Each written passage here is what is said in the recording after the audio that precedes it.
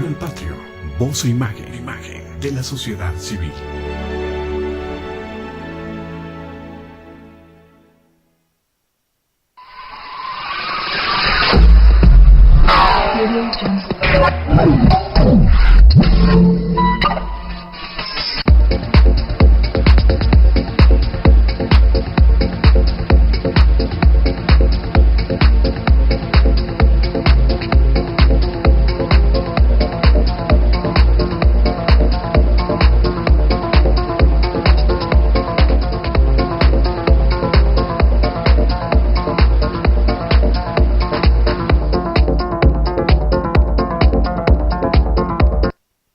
Canal Patrio, voz e imagen de la sociedad civil.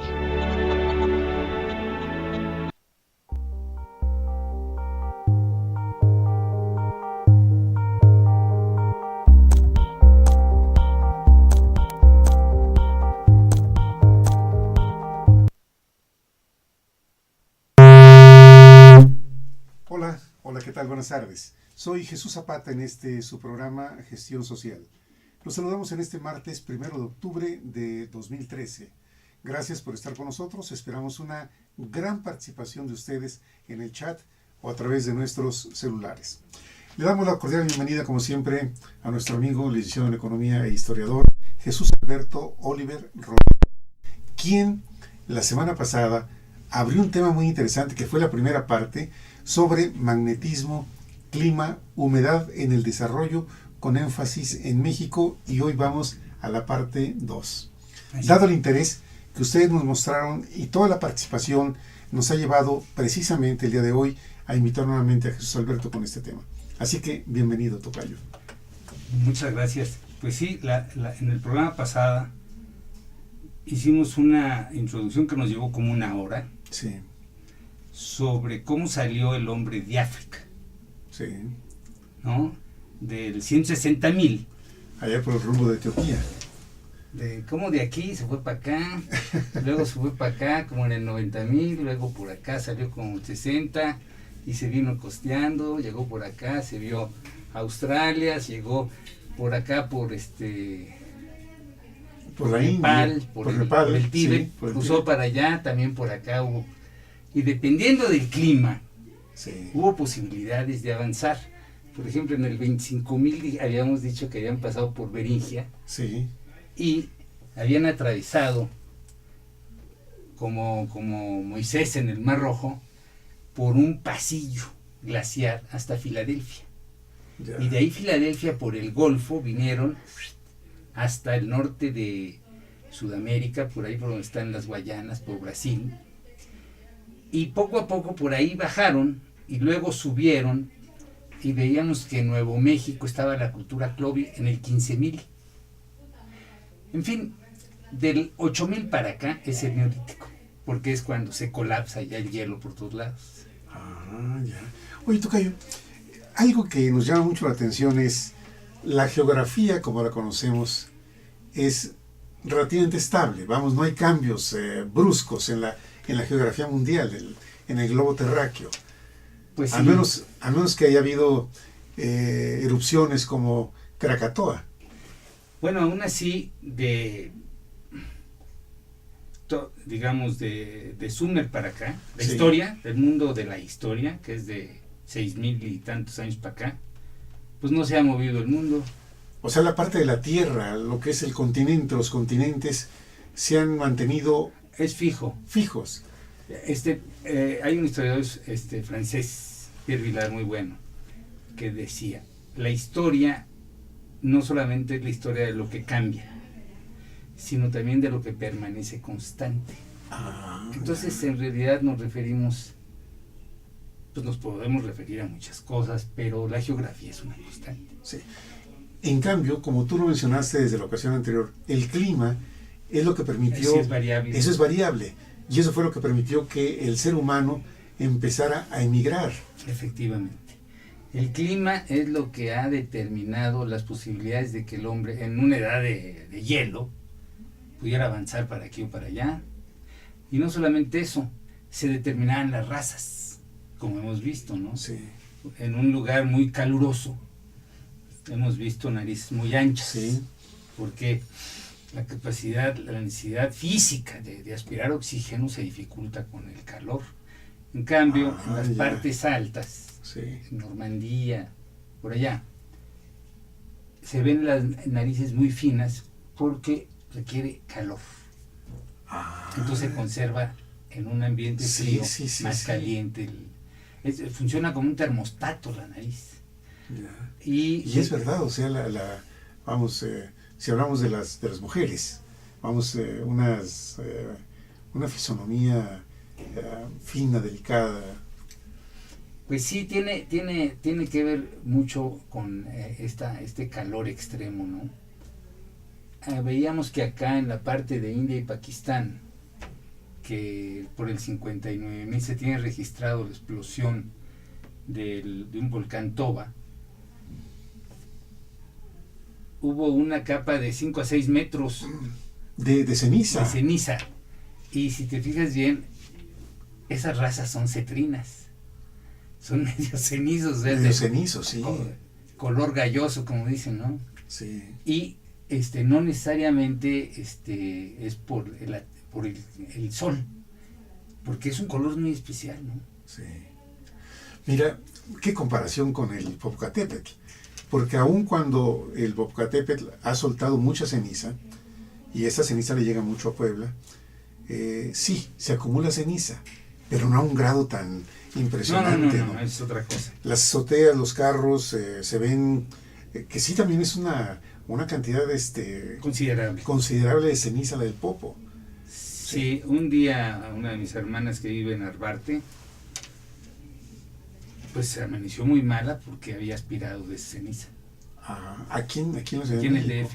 Sí, pues si cambia el aire. Sí. Llega para acá, sí.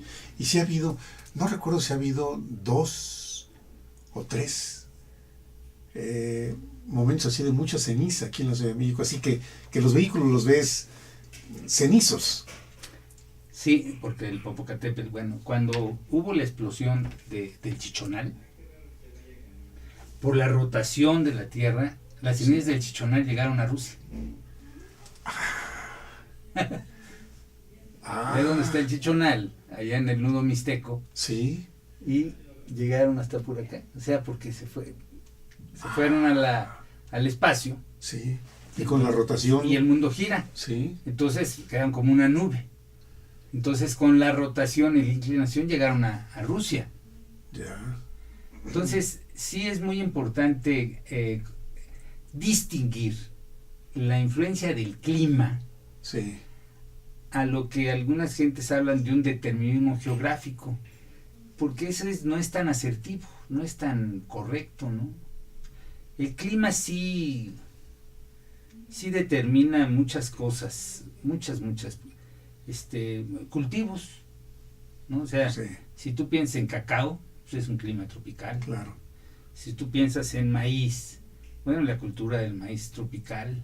Si tú piensas en bambú, como en Japón, claro, bueno, pues es templado, húmedo, ¿no? Aunque también en Egipto podríamos hablar de la cultura del bambú, ¿no? Sí. Porque, bueno, ahí lo que es importante es el agua, ¿no? Mucha agua. Si tú piensas en manzanas, pues es más frío, ¿no? Claro. Nueces, más frío. Sí. Uvas. Las uvas son templadas, no son del trópico. Entonces, no podríamos pensar en que el nivel de ingreso de los vitivinicultores de donde sea, está determinado por un proceso ideologizado de relaciones de producción, sino por el clima. Sí. ¿No? O sea, el hecho de que haya vitivinicultores entre el 30 y el 40 grado al norte, 30 es por el Valle de Calafia. Sí. Y 40 o 50 es Alemania, por ahí, ¿no? Desde el Mediterráneo a Alemania. Y por aquí abajo estarían los viñedos de Sudáfrica, que no son malos, y Uruguay, Argentina y Chile. Sí. ¿No? Entonces, decíamos que en el trópico pues, son los rones, ¿no? El azúcar. Cierto. Ahorita que dijiste Uruguay, aunque es un país pequeño, pero tiene unos vinos de una calidad increíble, de veras. Bueno, a mí los argentinos me gustan mucho. Argentina y Uruguay. Los chilenos se me hace que tienen una acidez que no me agrada. O sea, el vino chileno, en términos generales, y bueno, pues con todo, cada quien su gusto, Claro, ¿no? sí, por supuesto. ¿No? Entonces, el programa de ahora yo creo que se lo dedicaríamos más al clima, no en términos de las posibilidades que le brindó al ser humano para salir de África en 100 y tantos mil años, sino más bien del neolítico para acá, ¿no? O sea, del mundo de la historia, más que del mundo de la prehistoria. Y esto es importante porque las sociedades llamadas precapitalistas son tropicales. O sea, podríamos decir que Persia o Babilonia pues es subtropical, ¿no? Luego tenemos Egipto, la parte de Europa vieja, que es aquí por la parte este de Grecia, la parte del Mar Negro. Toda esta zona es la antigua Europa. Todos los mitos minoicos y Creta y son la misma parte de la primera ciudad o centro urbano es Jericó, en alrededor del 6,000 y pico de años. Jericó es el primer centro urbano en donde ya ves pues estructuras urbanas que son un referente para los desarrollos urbanos posteriores. El trazo de la ciudad, servicios.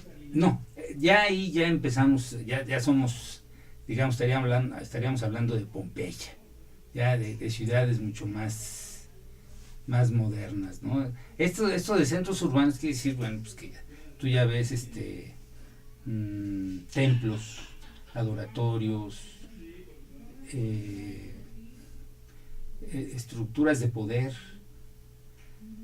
Seguramente los centros urbanos empiezan a desarrollarse posteriormente. Todo va evolucionando. Las tumbas, ¿no? Las tumbas todavía son visibles, ¿no? Poco a poco se van enterrando. En fin, eso va cambiando dependiendo de las zonas y de las estructuras. La tumba más antigua o el enterramiento más antiguo creo que tiene como 75,000 años, y es una tumba en donde curiosamente tiene un niño como quebrado a los pies del que enterraron. Entonces esto de que digan de que el Cromañón o Sapiens Sapiens es del 50,000 para acá, que es el Paleolítico Superior, tiene mucho que ver con los testimonios artísticos que va dejando, que más o menos son del 40,000 las pinturas rupestres, ¿no? Sí. Cuando tú ves pinturas rupestres de, no sé, escenas de caza, no son periodistas de la época, que digan, ¿no? Periodistas de la época. No son periodistas de la época, sino que son oratorios. O sea, es un rito en donde ellos dibujan que van a cazar. Sí. Entonces es un rito propiciatorio, ¿no? Dibujan que van a cazar. Como la magia, si la hacen bien, pues les va bien, ¿no? Entonces por eso el trazo. Déjanlos, cambian de adminículos y se van a cazar, ¿no? Entonces, esas pinturas más o menos son, las más antiguas vienen siendo del 40,000 antes de nuestra era. Y de acuerdo a los arqueólogos, el 50,000 es cuando ya aparece el Cromañón, el Sapiens Sapiens, un modelo muy parecido a los que estamos aquí, ¿no? Sí. Entonces, 40,000 años. Sí, 40,000 son las pinturas rupestres. Entonces, el mundo de la historia es de Sumer para acá. Y estos son las escrituras cuneiformes, ¿no? Entonces eso data más o menos del 4000, 4500 antes de nuestra era. Entonces de ahí para acá, pues, los climas no han cambiado. Hay los hielos perpetuos, las zonas templadas y las zonas tropicales, ¿no? Entonces, digamos, el mundo de las culturas precapitalistas, digamos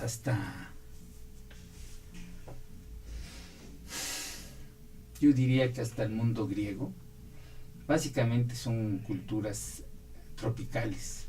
Carlos Marx, en el primer tomo del Capital, como en la tercera parte, hace una contribución importante a la influencia del clima en la producción de plusvalía. Es interesante porque dice, la cuna del capitalismo no es el trópico exuberante, sino el clima templado, ¿no? O sea, en el trópico nosotros vemos sociedades casi de subsistencia. Aunque, claro, hay partes, en Egipto se decía que hay un árbol que genera la harina de sagú. Es un árbol que lo cortan y lo escarban de adentro, hacen una harina, les lleva relativamente poco tiempo, y lo almacenan y de ahí sacan mucha comida. Entonces, como el clima no tiene muchas exigencias, bueno, con una exigencia de poder político, tenían pocas necesidades para sobrevivir, y pudieron hacer obras magníficas como las que hay en el Imperio de Egipto. El predinástico es del siglo XXVIII y Alejandro llega en el siglo IV, y por ahí Julio César por el siglo III, IV. O sea, estamos hablando de cerca de 25, 28 siglos, ¿no? Que realmente se hicieron cosas maravillosas porque no se requería de mucho esfuerzo para sobrevivir. En la India tampoco se requiere de mucho esfuerzo para sobrevivir, porque a diferencia de Mesoamérica es la parte verde de México. En cualquier atlas de National Geographic tú puedes ver que la parte de Mesoamérica es verde, y en cambio la parte de Aridoamérica, de Ciudad Satélite hacia las Rocallosas, entre las dos sierras, es cafecito. Entiendo que Guamúchil, hasta ahí llega Mesoamérica, en Sinaloa. Hay que yo sepa, 3 estados que forman parte de los 2 ecosistemas. Uno es Hidalgo. Hidalgo, digamos, tiene la zona árida, pero también tiene la Huasteca hidalguense, ¿no? Sí. Tienes Guadalajara, Jalisco, que tiene la parte de Autlán, Jalisco, que ese es Mesoamérica, y ahí creo que es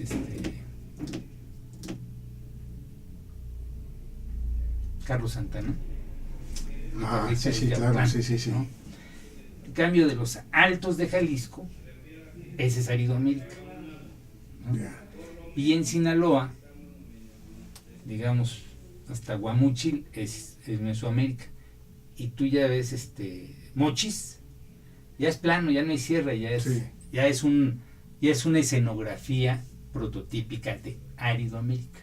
O sea, no hay mucha diferencia entre Ciudad Satélite y los Mochis. Buena comparación. ¿No? Porque fíjate que si tú dices el norte, bueno, pues todo depende de dónde estés parado, ¿no? Entonces, aquí, el norte de México, bueno, ¿cuál es el norte de México? Bueno, pues siempre piensa en la frontera, aunque si dices la frontera estás hablando más preciso, ¿verdad? Muy bien, déjame hacer un breve paréntesis. Yolanda López Gutiérrez siempre está con nosotros. Ella nos envía saludos desde la ciudad de Puebla. Lo que decíamos, Puebla es de las poblaciones que reciben esa influencia de las cenizas del Popocatépetl, que claro, es un espectáculo que los poblanos disfrutan con esos dos maravillosos volcanes, y luego les queda cerca la Malinche, y un poquito más hacia el Golfo, el Pico de Orizaba. Vamos, es un área... Es parte del altiplano, Puebla. Sí, del altiplano. Claro, o sea, Puebla, Estado de México, Hidalgo, Morelos También. y el DF es el altiplano. Entonces, el altiplano forma parte de Mesoamérica. Ah, ya. ¿Ok? Pero la altura hace que sean muy diferentes la parte del altiplano que Mesoamérica Baja. Sí.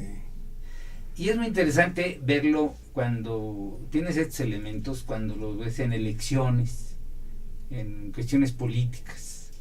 Podríamos, no sé, recordarnos cuando se enfrentan, por ejemplo, Beatriz Paredes y Madrazo por la presidencia del PRI. Sí. Bueno, pues gana Mesoamérica Baja. Pero gana por muy poco, por cierto, ¿no? Yo lo que creo en esa elección concretamente es que faltó algo de trabajo del grupo de Beatriz. Porque mucha gente no supo ni votar, aunque quería votar en esa ocasión. O sea, no supo dónde votar. En cambio, en Mesoamérica Baja, pues en los pueblitos, pues tienes el punto del tamal, que es una concentración. Y después de comer tamal, ahí está la urna. Entonces, la gente inmediatamente sabe dónde votar, ¿no? En cambio, en la ciudad no es tan fácil. Sí. La diferencia de votos fue mínima. Entonces ahí ganó Mesoamérica Baja.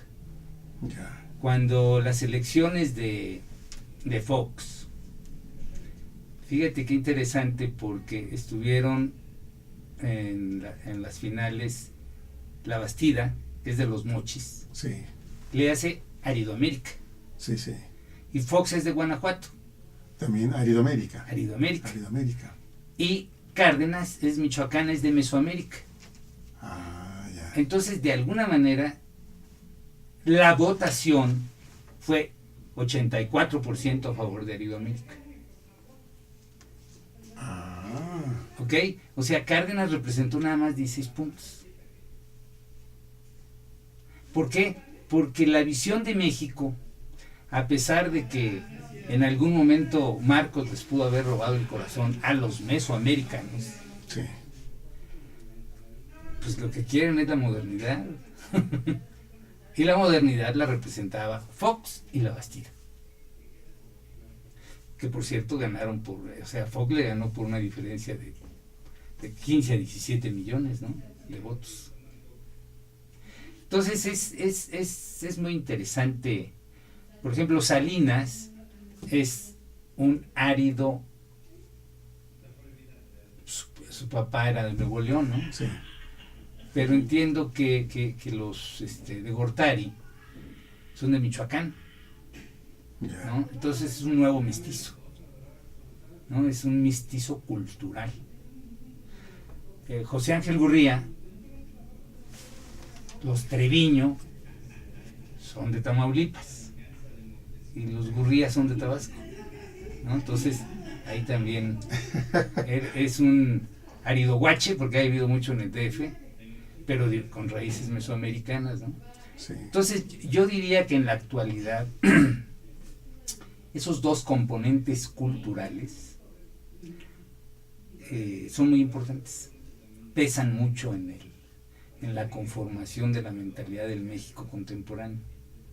O sea, ya no es Europa versus América, no, ya dentro del propio, dentro de México, tenemos pues el altiplano, Mesoamérica Baja y Aridoamérica. O sea, no, Marcos, por ejemplo, que tiene un discurso que pareciera que está parado en el siglo XVI,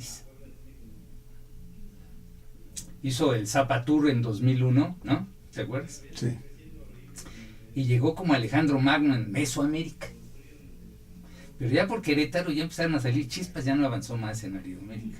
Ya. O sea, el discurso político de los políticos de Aridoamérica es diferente al discurso político de los dirigentes de Mesoamérica.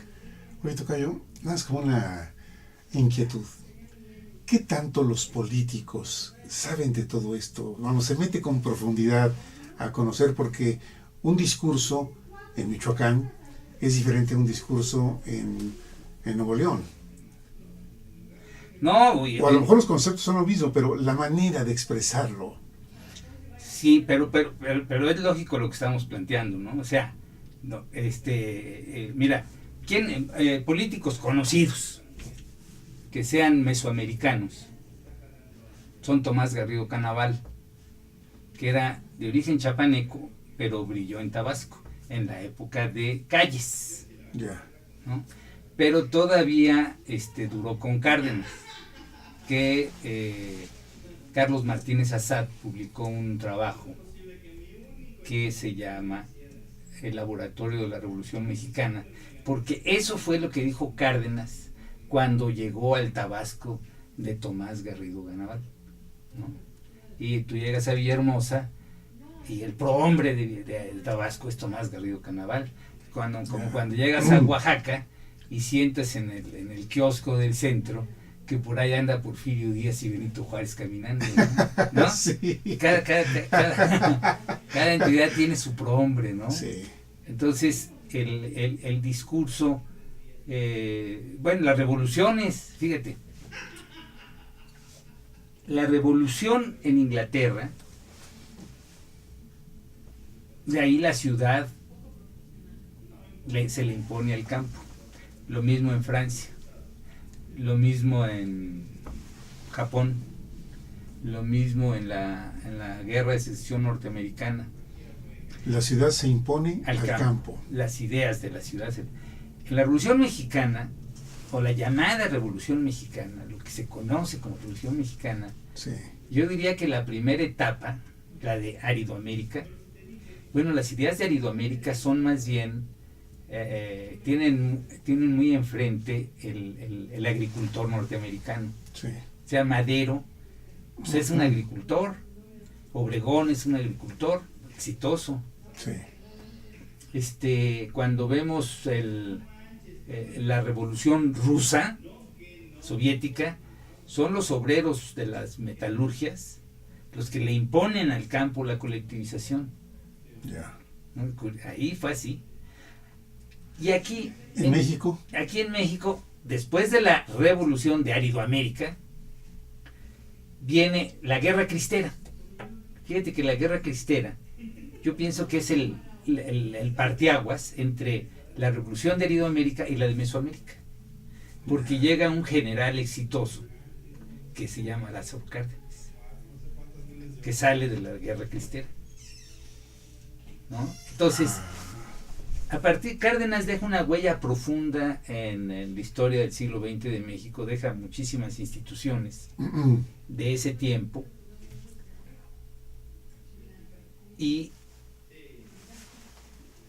el discurso de Cárdenas, el discurso de Mao Zedong, que también es de los años 30, el discurso de Fidel Castro, que es de los años 60. Fíjate que estamos hablando de revoluciones tropicales, todas. La de Aridoamérica era diferente, el discurso es diferente. Ahora, como tú me preguntaste o comentaste, si los políticos saben o no de esto, pues yo creo que si no lo tienen muy claro, sí lo deben de intuir, porque lo ven, lo viven, o sea, tú sabes, como veo doy, ¿no? Como dice. Como veo doy, es ¿no? cierto, sí. Es sí. Tú no le vas a hablar a un grupo, bueno, por ejemplo, ahorita con las tremendas inundaciones que hay. Las tremendas inundaciones que hay. Sí. Pues tú no le puedes hablar a la gente que tiene tantas, que se quedó sin nada, como si no estuviera en esas condiciones, ¿no? Seguramente los políticos que van les deben de pedir todo. ¿Por qué? Pues porque necesitan todo. Claro. No, es una situación patética la que estamos viendo, patética. Fíjate que si uno ve noticias, ahorita actuales, se sigue haciendo un gran acopio de alimentos y de todo lo que necesitan las personas que están muy afectadas. El problema persiste y no sé cuánto tiempo se va a llevar para poder recuperar la desgracia de tanta gente. Pues sí, porque es muy fuerte. Lo que tú dijiste, hubo gente que se quedó sin nada. Sí, perdió materialmente todo. Todo. Entonces eso es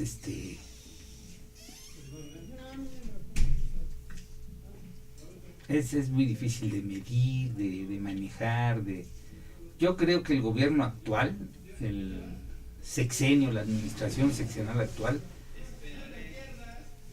está haciendo agua, ¿eh? O sea, con tanta agua cualquiera. No. Aunque no quieras, ¿verdad? No, o sea, James Fraser es un escritor que tiene un libro que se llama La Rama Dorada. Ya habla de los ritos, mitos, religiones del mundo precristiano, en Roma, por ejemplo. Y entonces él dice que en algunas ocasiones, cuando hay tragedias de la naturaleza, el líder tiene la culpa. Entonces pierde magia. ¿Pero por qué tiene la culpa?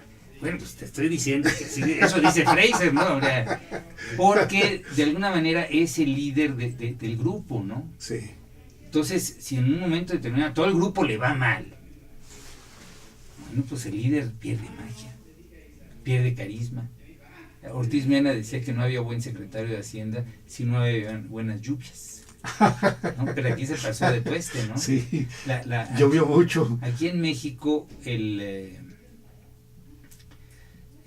milagro guadalupano, que se puede ubicar a mediados del 1500, no tuvo mucha fuerza, o toda la fuerza que pudo haber tenido, sino hasta el 1600 y feria.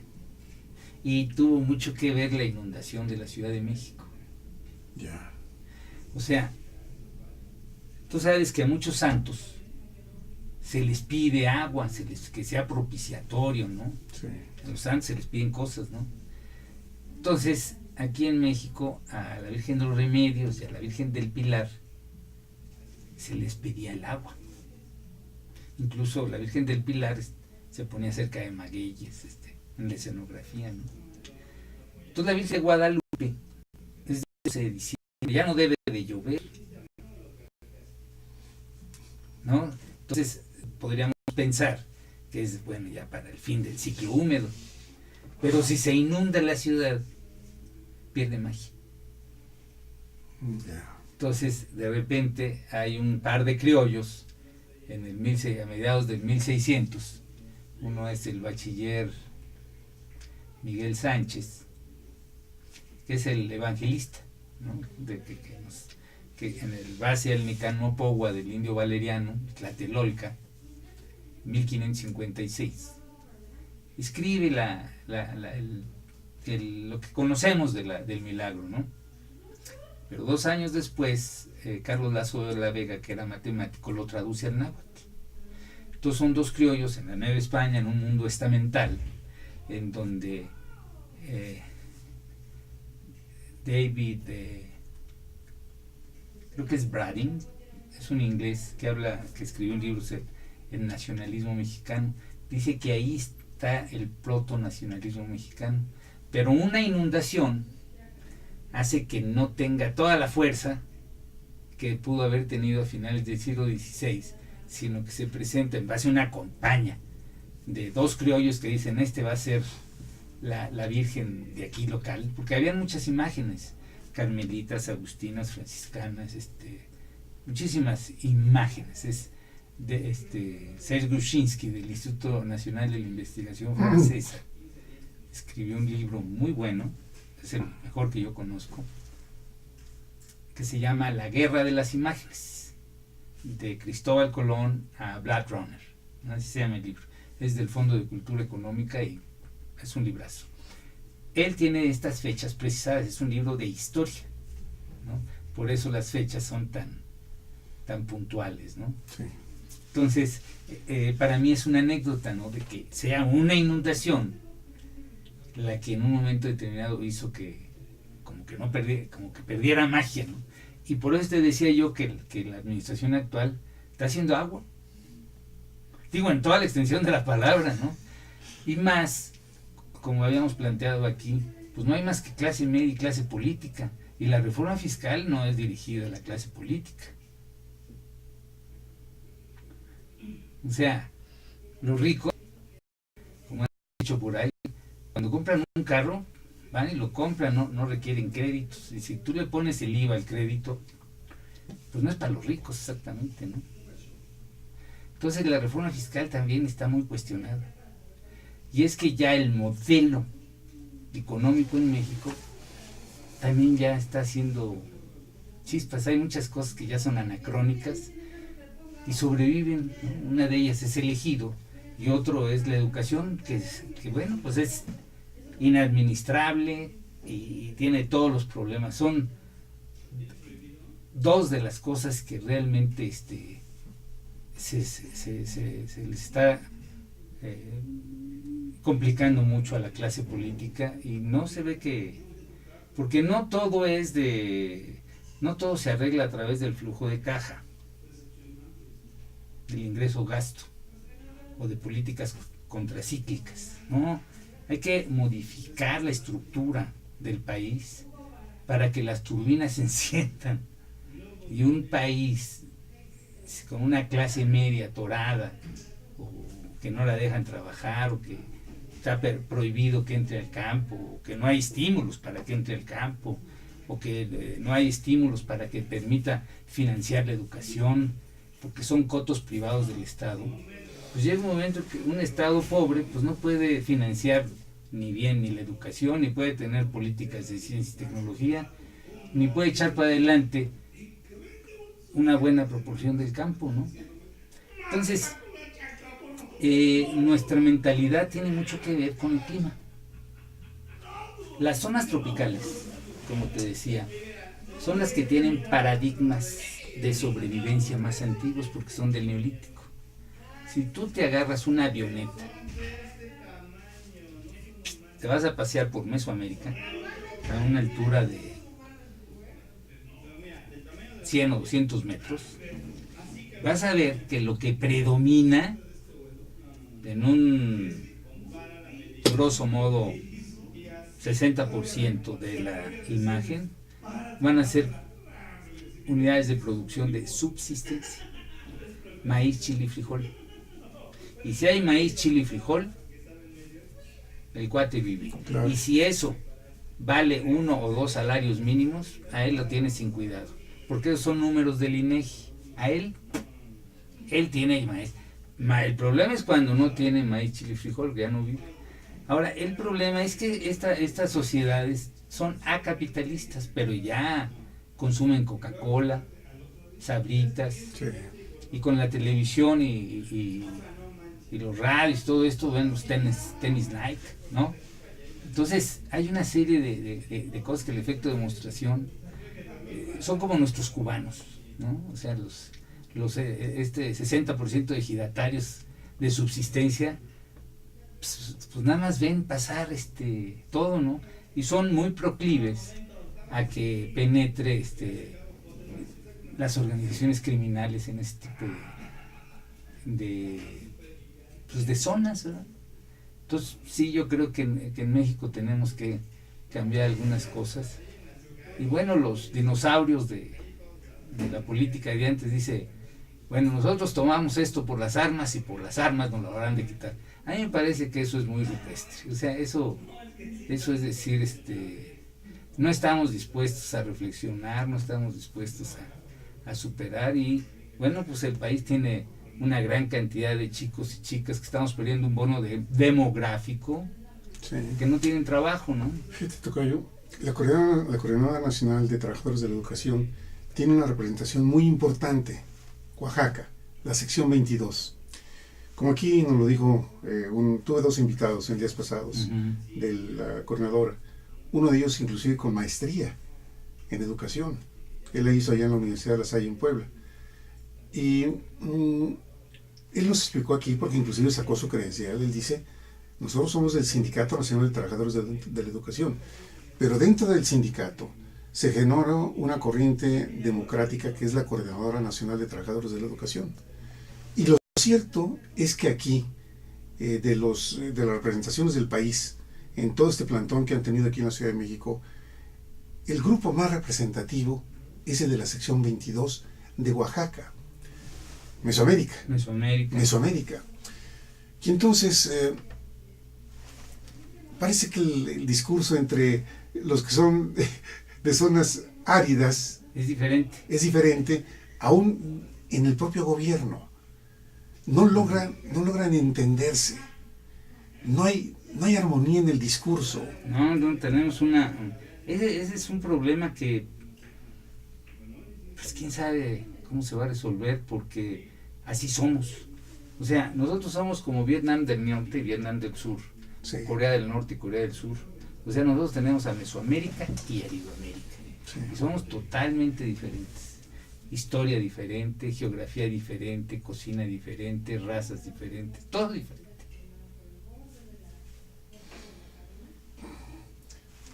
Pero, mira, yo creo que mientras no estudiemos con detenimiento la forma de ser de unos, de los aridoamericanos, los de arriba, los de las zonas, como tú lo has platicado, de zonas con mucho menos condiciones favorables, donde las personas se tienen que esforzar más. Trabajan más. Y los de Mesoamérica, que tienen otra mentalidad. Nada más el PIB de Nuevo León puede representar el PIB de toda la península. Nada más el PIB de Nuevo León. O sea, yo creo que cuando tú analizas los estados de la República Mexicana, Sí. y los pones en orden alfabético, necesariamente empiezas en Aguascalientes y terminas en Zacatecas. Sí. Pero si tú los analizas por ecosistema, pones total nacional y luego pones Aridoamérica, luego total de Mesoamérica, altiplano y Mesoamérica baja, los indicadores que pongas, no quiero saber cuáles, te van a dar otra lectura. Ya, te van a dar una lectura. De la otra manera es una, ¿cómo te diré? Es una estadística. La estadística es como las piedras. Hay muchas piedras. Pero si tú agarras una piedra y le das forma de conejito, ya es un indicador. Sí. ¿No? Entonces, ya nada más el puro ordenamiento. En lugar de hacerlo por orden alfabético, lo que no nos dice nada. Nada. O sea, el orden alfabético, ¿qué nos puede decir? Pero si lo pones por un orden de ecosistemas, ya. Lo que pongas nos va diciendo cosas diferentes. Sí. Yo creo que el INEGI pues debería de hacer algo al respecto, ¿no? Porque produce muchas piedras.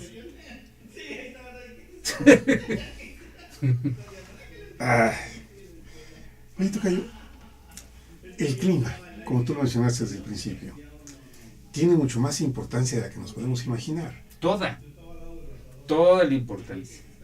O sea, el clima nos ha determinado, nos condiciona, nos explica, determina la distribución y comportamiento de los recursos naturales, tanto los renovables como los no renovables. A ver, ¿cómo andamos en tiempo? Nos quedan algunos minutos por lo que nos dice Isabel. Muy bien. Bueno, habíamos hablado de clima en los animales, tanto la pesca como las aves, como los cerdos, todos tienen un comportamiento de acuerdo al clima diferente. Por supuesto, el clima más frío o templado hace especies más grandes y tiene mucho más producción de manera natural.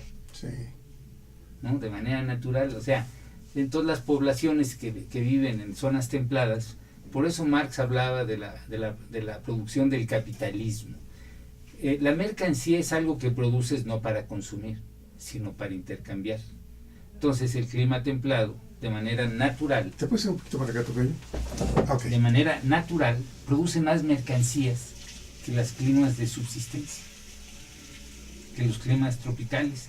Entonces, hay algunas cosas que no se pueden extrapolar a todos lados, porque, pues, como decía Milton Friedman,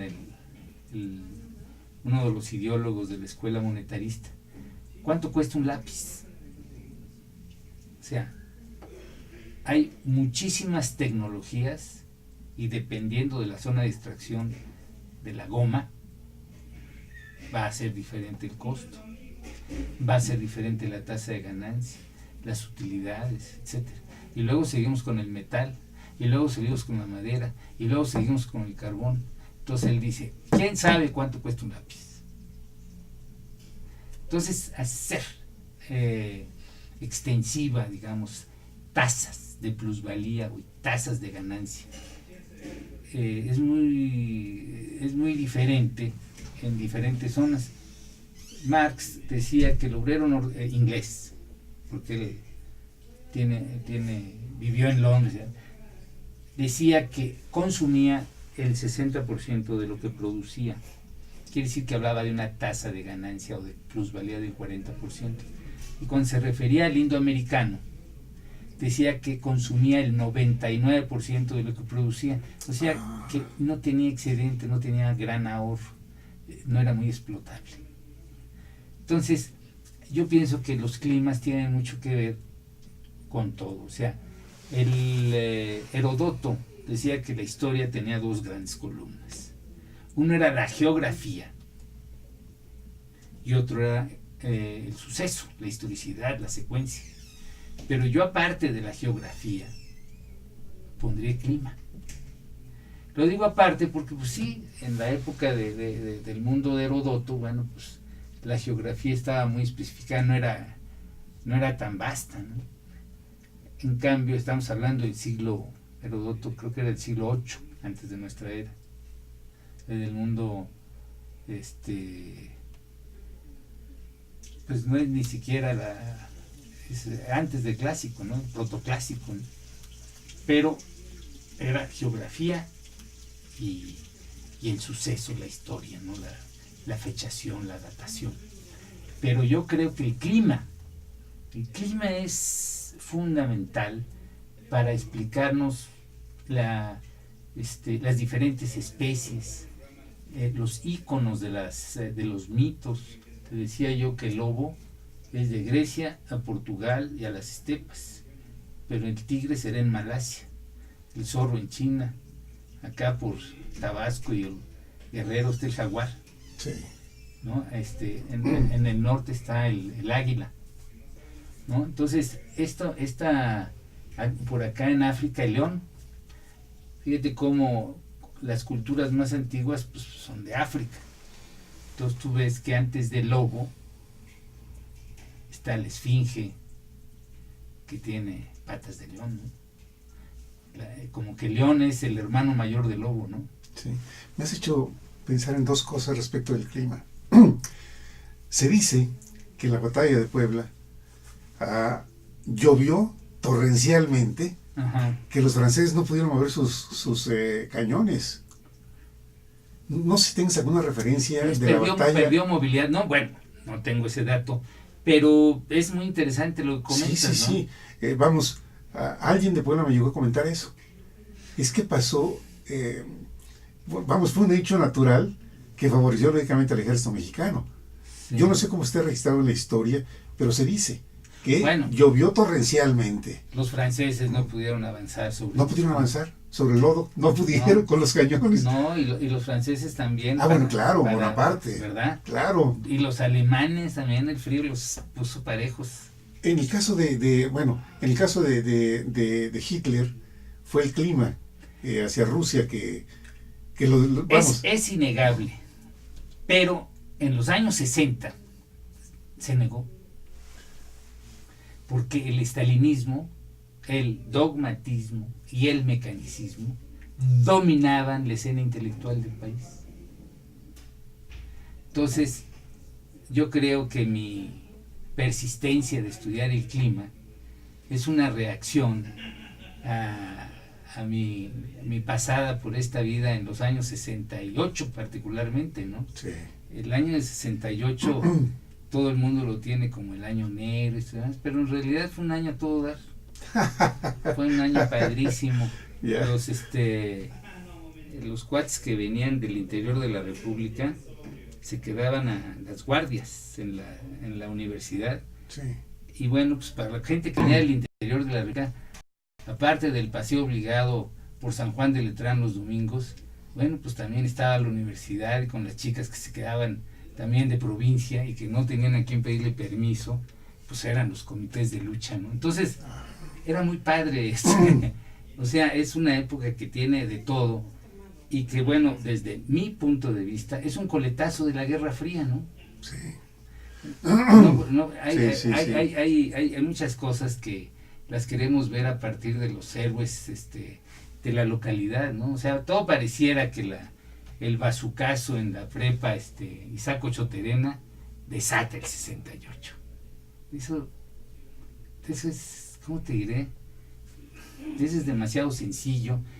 Si tú la independencia del país en 1810 la quieres ver a través nada más del padre Hidalgo y compañía, y no ves lo que estaba pasando en España por la invasión francesa, pues no la vas a entender.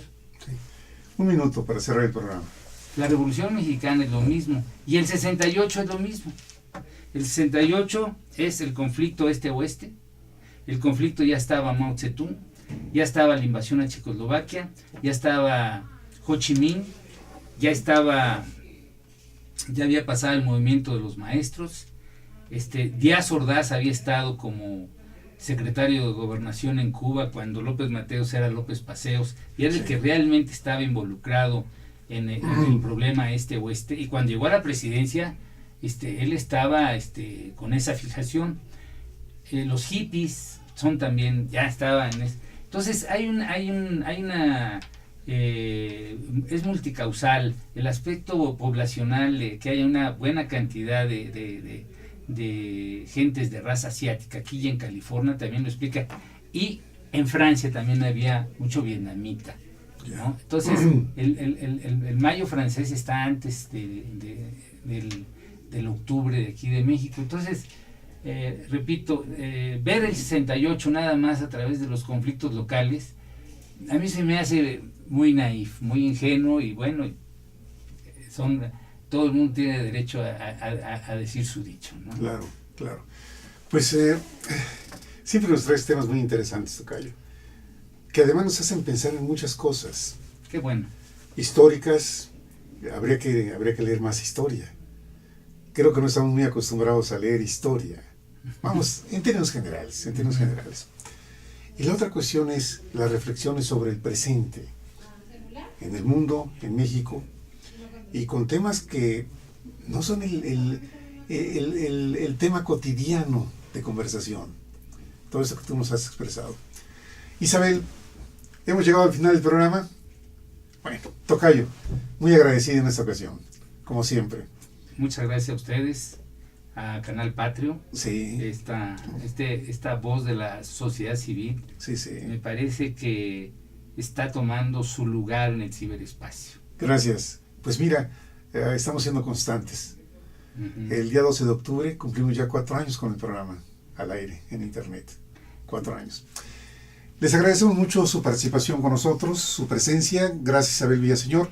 Nos vemos, Dios mediante, aquí el próximo jueves 3 de octubre con la presencia del joven filósofo Slaimen Bonilla Núñez. Pásenla bien. Hasta pronto. Gracias, tocayo. Muy bien. Canal Patrio, voz e imagen de la sociedad civil.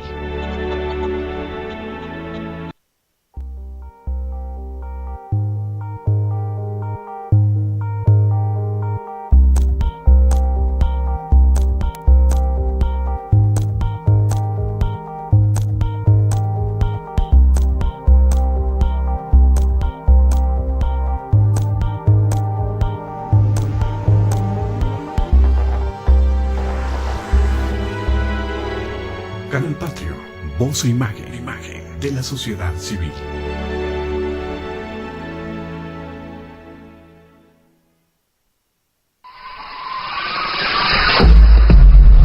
Radio Jungle.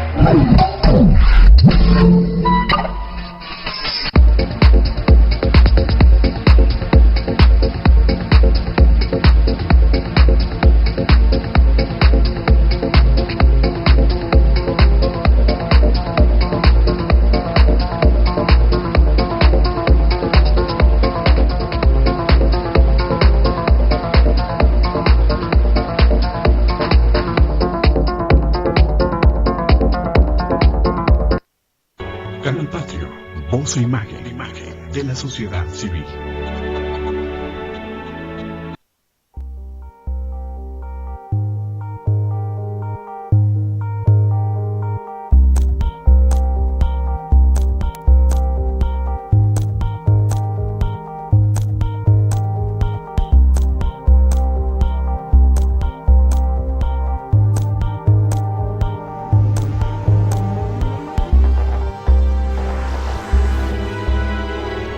Canal Patrio, voz e imagen de la sociedad civil.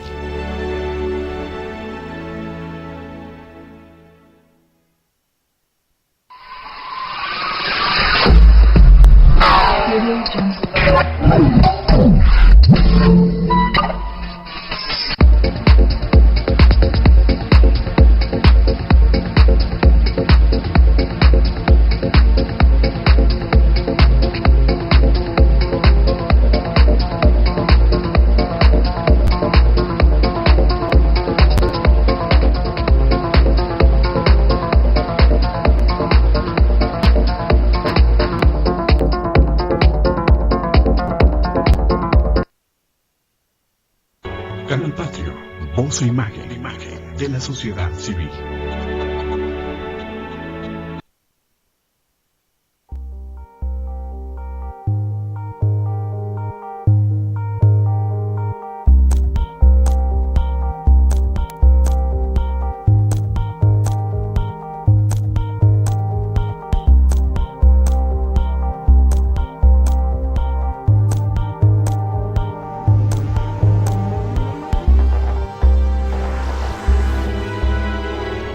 Canal Patrio, voz e imagen de la sociedad civil.